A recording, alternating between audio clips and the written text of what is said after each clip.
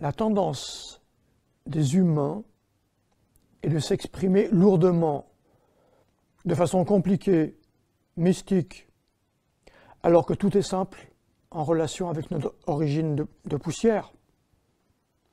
Humain vient de humus, nous sommes poussière, d'étoiles.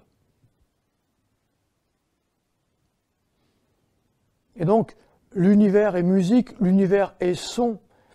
Il est important d'en finir une bonne fois avec le mythe du son créateur. Et nous vous présentons donc de nouvelles hypothèses. Citons cette phrase de Giordano Bruno, inspirée d'Épicure.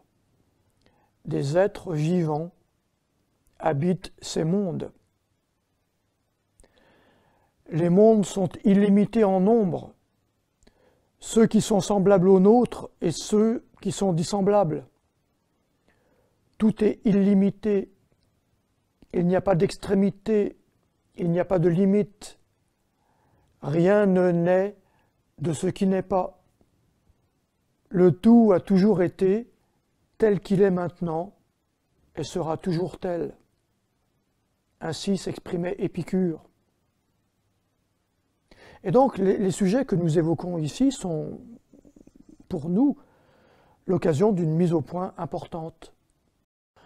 Quand Novalis écrit dans l'Europe ou la chrétienté que la musique est créatrice des mondes, il inverse le processus selon nous. Et Alexandre Lauterwasser donc reprend cette expression, la musique créatrice de l'univers, tirée de Novalis, en sous-titre de son livre « Images sonores d'eau ». Pour lui, le résultat visuel de ces observations prouve que le son a créé l'univers.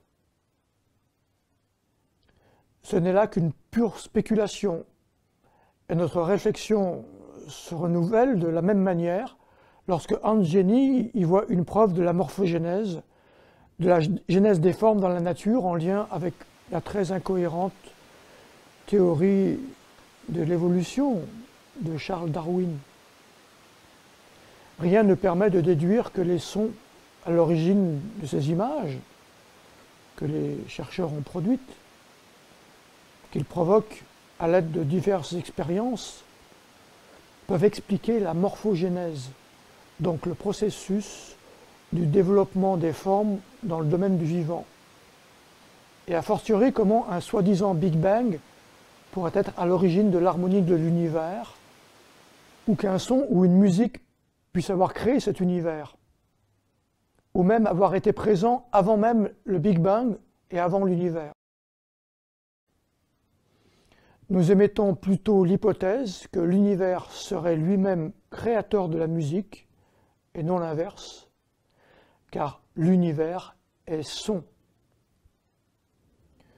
Mieux encore, nous dirions dans cette perspective, l'univers est son, l'univers est musique. Il s'agit bien de la musique des sphères et non des sphères de la musique.